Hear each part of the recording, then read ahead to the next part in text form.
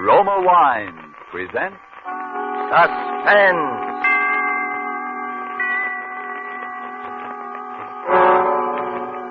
Roma Wines, made in California for enjoyment throughout the world.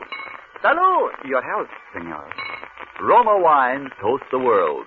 The wine for your table is Roma Wine, made in California for enjoyment throughout the world. This is the man in black, here for the Roma Wine Company of Fresno, California, to introduce this weekly half hour of Suspense. Tonight in Hollywood, Roma brings you the young American actor whose sensational rise to stardom has been unparalleled in recent seasons, Mr. Alan Ladd. The suspense play which stars Alan Ladd and which is produced and directed by William Spear is called The One-Way Ride to Nowhere. So with this play, and with the performance of Mr. Ladd as an adventurous young man named Tom Dwyer, Roma Wines again hope to keep you in suspense.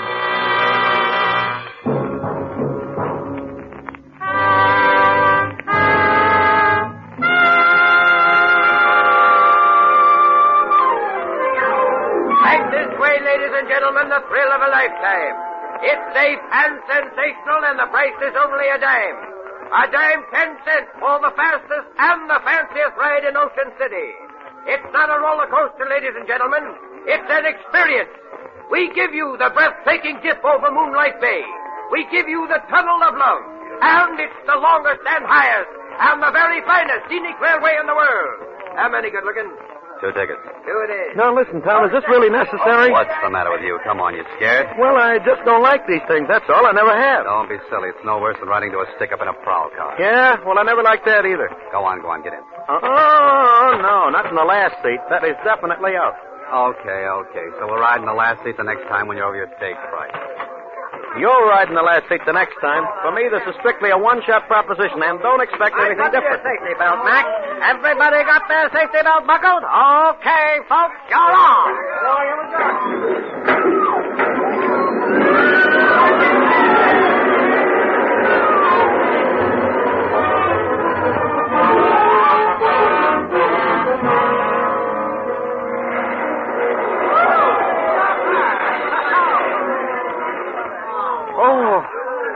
Hey, Tom, are we still alive? Well, can't you tell? All right, folks, who's going to ride again? What do you say, Benny? Want to try it again? Are you crazy? Come on. It'll do you good. Don't tell me. This thing is a menace to health and sanity. What did I tell you? Look, there's a guy passed out back there. Come on, Yeah? snap out of it. Hey, come on, get up, mister. Hey, somebody give me a hand with this guy. Here. Come here, I'll help you. All right, you get his legs. I'll take his head. Oh, I don't know why guys ride this thing if they're going to pull a fade out. Uh-oh. This guy didn't pull any fade out. Yeah, well, he ain't exactly the life of the party. You're right there, pal. He's dead. He's what? He's dead. Holy gee. Well, I better call a boy. All right, folks. You'll just have to step outside the gate, please. I'm sorry, there's been a little accident here. Everybody out, please. Go on, everybody out. Hey. What's the matter, Johnny? Guy passed out. The man there says he's dead. Oh, Fred. Every season it's something. Please, folks, outside the gate. Yeah, please. go on. All right, stand back there. Stand back, everybody. What's the matter, Terry? That guy just died on us. Yeah? How come? I don't know. This man here looked him over. How do you know he's dead? You a doctor? No, officer, but it's not too hard to tell. Where is he? Back in the last seat. Come on, keep the mob outside, will you, Terry? Sure. Come on, break it up now, will you? Break it up. This the guy? Yeah.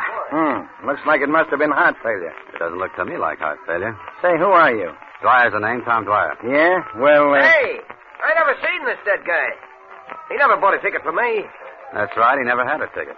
You mean he rode for free? How could he? He rode for free, all right. say, how come you know so much about this? Me? Oh, I'm just kind of nosy. Hey, you. Yeah? Do you remember seeing this man get on the car? How do I know? They get on, they get off. I just work here. Don't you remember that my friend and I were going to get in that last seat, and then we didn't? Hey, that's right. Hey, who's this? Ben Duffy's a friend of mine. Yeah? Yeah. Now, listen. My friend and I were the last ones to get in that car. We were going to take the last seat, and then we didn't. Then the car pulled out. And when it pulled out, that last seat was empty. Hey, that's right. That last seat was empty. This dead guy never even got on the car. Yeah. Now you're getting someplace. All right, Dick Tracy, I'm listening. A roller coaster car starts out from this platform all hunky-dory and rips around the tracks about 90 miles an hour. And when it gets back here, there's a dead guy on it that wasn't on it when it started. How do you think he got on there? Dropped out of the sky? Well, figure it out for yourself, pal. If he wasn't in the car when it started, then someplace along the line he was dumped on it. And guys who have been dumped are generally guys who have been murdered.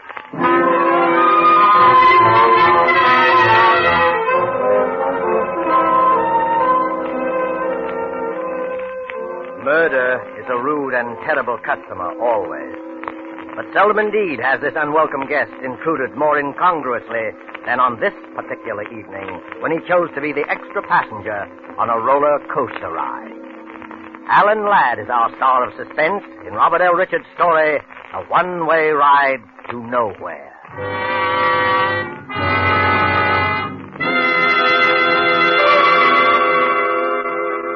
You have heard the prologue for tonight's tale of Suspense. Before we return to Ocean City, the scene of our drama, let's take you for a moment to a pleasant spot to the south. Where are we now? Along the Caribbean, looking into a smart cafe. Capitan! Capitan! Si, senor. You have a fine port wine? I should like something special. Perhaps you, si, senor. Imported from California. A wine. Excellent. Roma, California port. It's true that in many countries of the world, distinguished Roma wines are imported. Red wines, white wines, dessert wines, sparkling wines. Prized and enjoyed by wine lovers of these countries as rare delights. In many parts of the world, it's been discovered that our own California's sun and soil, plus the skill of Roma's vintners, are to be thanked for some of the truly fine wines. Yet to Americans, Roma wines cost little, for we pay no excessive import duty or shipping costs. Yes, you can serve Roma wines often and proudly to your most knowing, most critical guests. For Roma wine is America's largest selling wine, and at only a few cents a glass.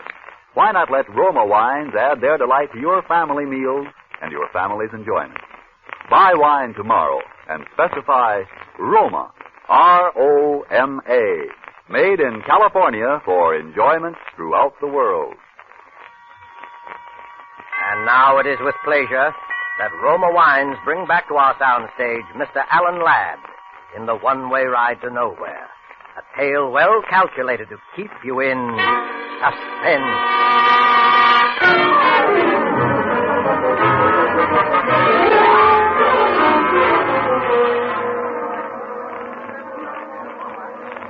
Hey, Tom, where you been? We're all supposed to be waiting in here for the chief of police. Didn't make any phone call, that's all. Anybody I know? Jefferson Hotel. Do you know him? Huh?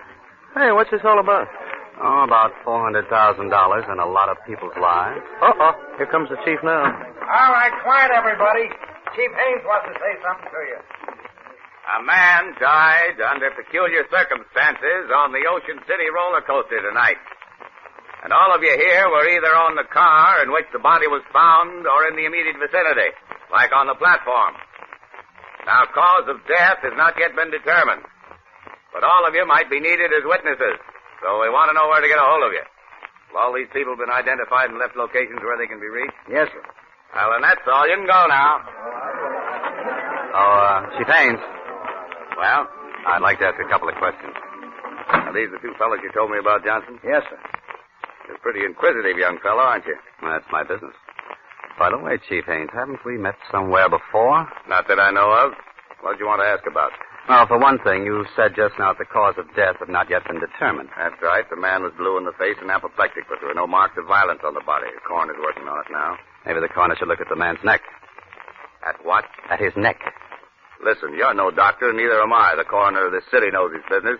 Okay, Haynes, okay. I just thought I might save him a little time. Well, you wasted my time. If you think I'm going to give you an inside track so that you can go to this poor man's family with some sales talk that you can help him get some kind of a legal action. Oh, he's got a family, has he? Yeah, he's got a family. Now get out of here. Mm-hmm. And his name is Richard Elliston Brighton, and he's professor of psychology, and he comes from Chicago, right? So you went through his pockets before my men got there. Now, did I say that? Listen to me, young fella. You know entirely too much about this case for your own good. You're from Chicago, too, aren't you? That's right. What are you doing here? On a vacation, visiting my friend here. Well, you better take it. Oh, hello, Doctor. What about it? Murder. He was strangled. Strangled? Mm-hmm. We got a good look at him. We found a thin red mark around his neck. He was strangled with something like picture wire. Now, isn't that a funny way for a middle-aged professor to be knocked off? Yeah, funny way for anybody to be knocked off. And isn't there a funny thing for a professor of psychology with a family and all to be way out here all alone, so far from home, hanging around an amusement park? No funnier than what you're doing hanging around here. And that's quite a coincidence, by the way, Mr. Tom Dwyer of Chicago. Chicago's a big place, Chief Ames. Lots of people live there. Say, Chief, what I think of it, here's the stuff we took out of his pockets. Nothing much, wallet and a few things, and... Oop, dropped something there. I got it. Hand that over, Dwyer. Well. A souvenir postcard. Sheila Kennedy, Ocean City. Hey, she's quite a cutie, too. I said hand it over. It's material evidence. Sure. Here you are. One of the local tent show girls, I take it? Know anything about it, Chief? Now, listen, Dwyer. I got enough on you already to hold you on suspicion. Take my advice and keep your nose out of this. Come on, Tom. This isn't doing you any good. Yeah, that's right, Ben. And anyway, we got a date with a lady.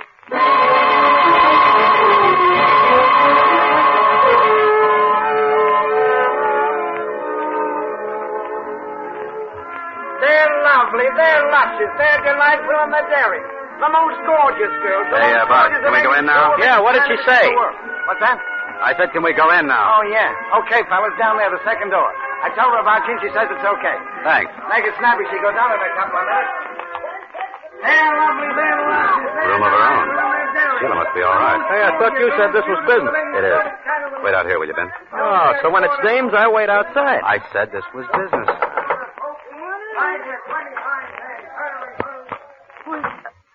I don't know you. Well, maybe we've both been missing something. How did you know I came from Chicago? You'd never have got in if you hadn't pulled that. It was a good guess, wasn't it? Well, I don't know you, and I don't want to know you, so beat it. Now, look, Sheila. I didn't come here to cause you any trouble. My name's Tom Dwyer, and Are you going to leave, or do I call the bouncer? Sheila, a man was murdered in the amusement park tonight. Was it? Well, had you heard? Everybody has, but I didn't know it was He was from Chicago, too. And, Sheila, he had your picture in his pocket. my picture. That's right. So what? There must be 50,000 old goats from one end of this country to the other with my picture in their pockets. They sell them at the show. How do you know how old he was? I don't. I was only... Professor Brighton didn't come around in the last 2 or 3 days to talk to you about anything, did he, Sheila? No, I don't even know what you're talking about. You got no right to question me. You know what I think, Sheila? I don't know, and I don't care. I think you're in a tough spot and that you'd like to be out of it. Only you don't know quite how. Well, what if I am? Well, maybe I can help you. Nobody can help me. This is murder, Sheila. That's not so good. What's your angle in all this? I wouldn't kid you. I'm a private detective. I make my living in things like this. Aside from that, and as a general rule, I just don't like murder. Listen, mister, what'd you say your name was? Dwyer. Tom, to you. All right. I don't know why, but you seem like a nice guy. I am. Wait till you know me better. Might have been nice at that, but keep out of this. It's for your own good. You'll get nothing but grief. What kind of grief? The worst kind there is.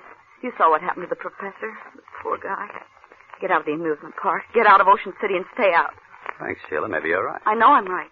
But I'm in kind of deep already. Is there anything particular I should look out for? Come on, Sheila, you're on. Okay. Listen, Tom, just remember, that roller coaster isn't the only one-way ride to nowhere around here. One-way ride to nowhere. Here you are, 10 for 25, dear. Now, who's next? 10 for 25. Yeah, what did she mean by that? Was it tip-off, then? Maybe. We're up, we're all up. Get Yeah. One-way ride to nowhere, huh? That's what the professor got all right for free, but how? He was dumped on. I still say how. Well, that little problem doesn't bother me, but... The one and only, the bulletproof Hey, listen. automobile Huh? that took 3 men on a Did you hear that? one-way ride Yeah. to nowhere. One-way ride to Ladies and gentlemen, nowhere. our Come on. show is about to begin. Hey, I think it's around there to the right. Yeah. Bulletproof automobile. Huh? Where? That tent show next to the roller coaster. Take it easy now. Okay, but And you worry me sometimes. Did you know this thing was here? Well, it wasn't here last week. How am I supposed to know what you want? If you tell a guy something once in a while, it wouldn't... Suppose you never heard of Wires McGuire either. No? Give it. This guy's going into his routine again.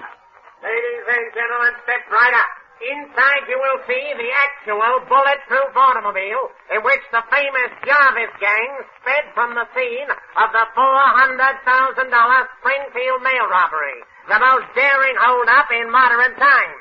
Now, this is the very limousine in which they were pursued for 50 miles. 3 of them died. The 4th became a raving maniac on that last fatal one-way ride to nowhere. Step right in, ladies and gentlemen, and then Joe will come out. Denny, now I know I'm right. Is this what you came down here for? Not exactly, but there's been some funny talk lately about this mail robbery job in some funny places. I still don't get it. There were 4 guys in on that. 3 of them dead and the others in the bug house. That kind of closes the books, don't it? I'll give you a little tip, Denny. They never found the money. Huh? And the insurance company's got a standing offer of a 10% reward. $40,000. Step right over, gents. The original bulletproof automobile. Okay, maybe we'll at that. How much? 2 bits apiece. Yeah. Step right inside, gentlemen. Now the car that you see before you. You don't have much business, do you? Hey, what are you, a couple of public accountants? No offense. It just seems too bad. It's a swell exhibit. You're telling me. These hicks down here, they don't appreciate nothing. It must be pretty hard judging what the public would go for. Yeah. I thought this murder automobile would be a sensation, something modern, you know. And my brother found the junkyard in Indiana. Cops must have sold it at auction or something. Look, would you really like to get rid of this heap? Like to? Don't worry, I already have. Yeah? Listen, brother, the minute I found out that I had a turkey, I went out and found me a sucker, but quick. Well, how did you find him? Well, I didn't exactly find him. He come by, you see. He's making some sort of a collection for some cop museum. Capone's bulletproof car, Dillinger's artillery. You know, I got my price, though. Oh. Oh, no, isn't that too bad, Denny? Oh, yeah, sure it is. What's too bad about it? Well, to tell you the truth, we're making sort of a collection ourselves for a big New York exhibitor. Sure. I thought maybe we could do a little business. Oh, I'm sorry, mister. I just closed the deal tonight. If you'd only come around just a couple hours sooner, Well, do you suppose this man you sold the car to would be interested in selling at the right price? I don't know. It'd cost you plenty, though. Confidentially, he paid me $1,000 cash. Well, where could we find this guy? Well, he should be here any minute. He's going to pick up the papers and things. Hey, you want to come out and back and wait from there? I was just going to knock off anyway. Well, thanks. You know, I had a hunch maybe I should have held on. How's a guy supposed to know in this crazy business? Here you are. Wow. Quite a cozy little place you got here. That's all right. Sit down. Make yourself at home. Hey, what's that? Huh? Oh, them roller coasters. The tunnel goes right under the floor here. It's enough to drive you nuts. Yeah, I can imagine. That door over there must open up right where the tunnel comes out, huh? I guess it does at that. I never looked. It's all nailed up. Hey, there used to be another wing on this building in the old days, wasn't there? That was the door to it. It might have been. Yeah, I guess it was. Say, does this Mr. The guy I sold the car to, McGuire. McGuire. Yeah. Oh. Does he have sort of a business manager with him or anybody like that? Well, he's had a couple of guys with him once in a while. I really didn't pay no attention. I suppose he's been hanging around here fairly steady the last few days, huh? Well, in and out, you know. He ought to be here any minute. Oh, here he is now. Yet I don't. Hello, Mr. McGuire. We was just talking about you. Yeah? Who was? Me and these 2 gentlemen. They wanted to see you about... Was this the guy that came to see you, Sheila? I don't know. Sure I am, Sheila. Come on, tell him. Well, I guess that's him. Okay. You can run along to the hotel, honey. Ed, listen. Please don't. Do like I tell you. Harry, you stay here with me. Okay, Ed. I got all your papers and things, Mr. McGuire. Everything's here in this envelope. Thanks. And what you 2 fellas want to see me about? Just a little business proposition. My name's Tom Dwyer, and this is Ben Duffy. Hiya, Mr. Ed McGuire. Pleased to meet you. You can beat it now, Ferreira. We'll take care of everything. Okay. Well, so long. So long. Watch the door, Harry. Now, what's your proposition? Well, I understand you bought Ferrara's car. That's right. You interested in used cars? Some used car. How interested? Enough to make an offer. Your friend here in on the deal? No, he just came along for the ride. Well, I got a partner. Well, where do we find him? We don't. He'd have to come here. And we'd have to send somebody after him. Somebody like your friend. Okay. Now, listen, Tom, I don't... What's his name, and how does my friend find him? Name is Johnson. George Johnson. He's at 2854 Drexel Boulevard. Just tell him I sent you. Tom, I don't think I ought to leave. Take it easy, then. And while you're out, I wish you'd do something for me. First. What? Pick up my mail. It won't be out of your way. Your mail? Yeah, that's right. Do that first. I'm expecting a very important special delivery, and I want you to stop by the Jefferson Hotel, where I'm staying. And ask for a bellhop named Ted Martin. He takes care of all my stuff. The Jefferson? That's right. And be sure to see Ted Martin. He's the only one who can help you, so ask the clerk for him. Hurry back, please. Ted Martin, Jefferson. Well, okay. You want me to go, Ed? No, you stay here. And now that he's out of the way, what do you know? Enough? You're a pretty bright boy, aren't you? You gonna talk? Why not? I know, for instance, why you bought that car. I think he knows too much. Let me handle this. Keep talking, bright boy. Well, after that Springfield mail job, nobody ever found the money. $400,000 is a lot of letters. And you think it's still somewhere in that car. Did you figure it out all by yourself, or did you get a tip when you were in the federal pen, along with Duke Jarvis? You know any more good answers, bright boy? Sure. I come from Chicago. I know that around there you got a nickname, and they call you Wires. I told you knew too much. Mm-hmm. On account you got a reputation of being very handy at disposing of troublesome guys with a length of picture wire twisted around the neck. Have you any idea what you just talked yourself in for, bright boy? I know what I'll talk you in for if you don't play ball. Well, now, what do you think of that? I think we're wasting time. Listen, McGuire. I not only know how you killed Professor Brighton, I know why. Sure you do, bright boy. Sure you do. You think I'm kidding, huh? Professor Brighton was a psychiatrist. They used to call him into the federal pen to examine guys who were wacky. They called him in to examine Duke Jarvis. Duke was the last of the Jarvis gang. The rest were all killed in the holdup. He was wacky, all right. So wacky that he let slip about the money being still hidden in the car. So when the professor heard about the car showing up, he thought he could pick up a piece of change. The poor guy, only you caught up with him first, huh? You've got it all figured out, haven't you? Yeah. Yeah, all but one thing. I don't think you're smart enough to pull this all by yourself. I think you do have a partner. I tell you, we're wasting time. No, we're not. Now, listen, bright boy. Who are you working for? What difference does that make? Plenty. Don't you think I want to know who else is in on this? What do you say, bright boy? There's nobody. I'm working alone. Cover him, Harry. Okay. You'd better talk, bright boy. There's nothing to say. Who else knows about this? Nobody. This ain't gonna do your face any good, bright boy. Talk. Go to.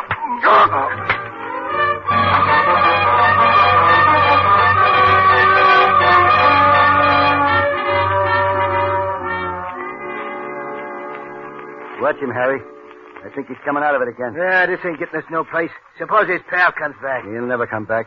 By the time he finds out there ain't no such guy as George Johnson. Take a look, Harry. It's me. It's Chief Haynes, Ed. Okay, open up. Hey, I thought I told you. How did he get He here? walked in. He knows plenty. How much? The work. We've been trying to sweat out of him who he's working for. Haynes.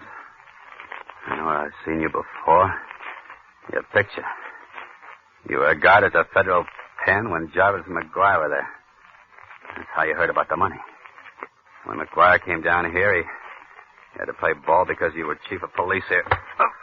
He's got to go, McGuire. Sure, I know. So we give him the business and dump him out of the side door there into the roller coaster like we did the prop. Are you crazy? You can't get away with two jobs like that the same night. So what do we do? Anything. Dump him in the bay. Make it look like an accident. Anything. Hey, there's an idea. Don't try to get fancy about it this time. But you just gave me quite an idea, Haynes. Quite a good idea.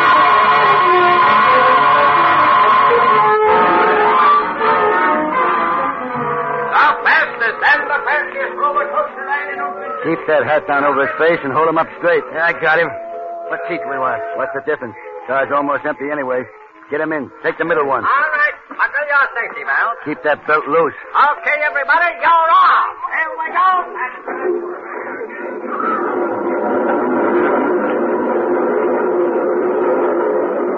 Going into the tunnel now. Tie his hands and feet while we're in the dark. Yeah, I'm doing it now. Got the sash weights on him? Yeah, around him. We're out now. Watch him. Hey, what was that? What's the difference? Hang on, and we're starting up.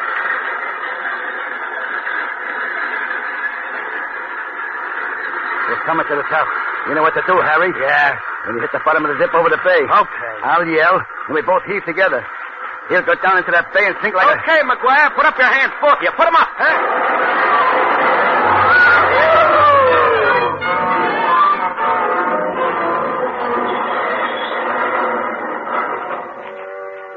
Then you made it. Tommy, you okay? Yeah, sure. What do you think you're doing here? The federal pinch, McGuire. I'm Ted Martin, Department of Justice. Staying at the Jefferson Hotel. Get it, McGuire? Hey, Tom, you ought to get to a dock. No, I gotta get down to the police. Hey, Ted. Ted, listen, never mind about these guys. Get Haynes, chief of police. We got a couple of men down there already, Tom. When you phoned, I figured you might get mixed up with him. We've had our eye on the chief for quite a while. Well, I'll see you later. So long. Thanks, Dad. Hey, you were taking an awful chance, Tom, playing so cagey. Well, I had to be sure first. If that dame hadn't stuck around and tipped us off, we just about made it when the car went through the tunnel. That, Sheila dame, huh? Uh-huh. Say, Ben, I think I got a date with a lady. Oh? So what do I do? Well, I'll tell you. Here's a dime advance out of your $20,000 reward. Go take a ride on the roller coaster.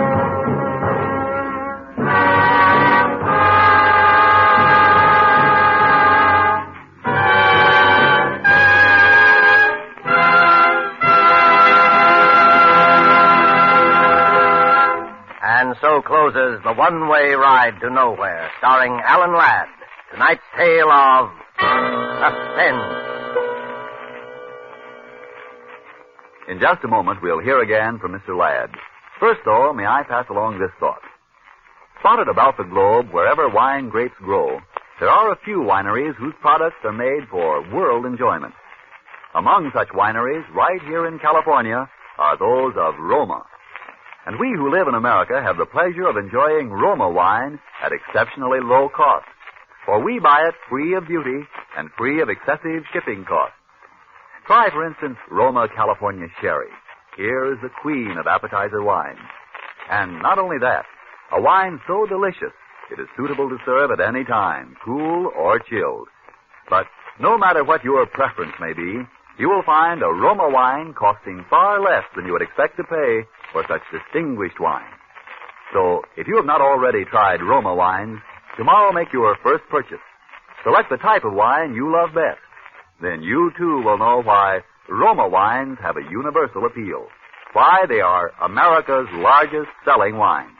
But remember, before you buy wine, buy war bonds and stamps.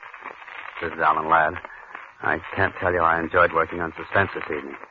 And next week, I know you'll want to be listening, as I certainly will, to Lucille Ball and a very exciting story called Dime a Dance. Good night. Thank you, Mr. Ladd.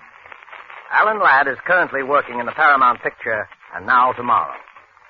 Don't forget, then, next Thursday, same time, for Lucille Ball in Suspense. Presented by Roma Wine. R-O-M-A. Made in California for enjoyment throughout the world.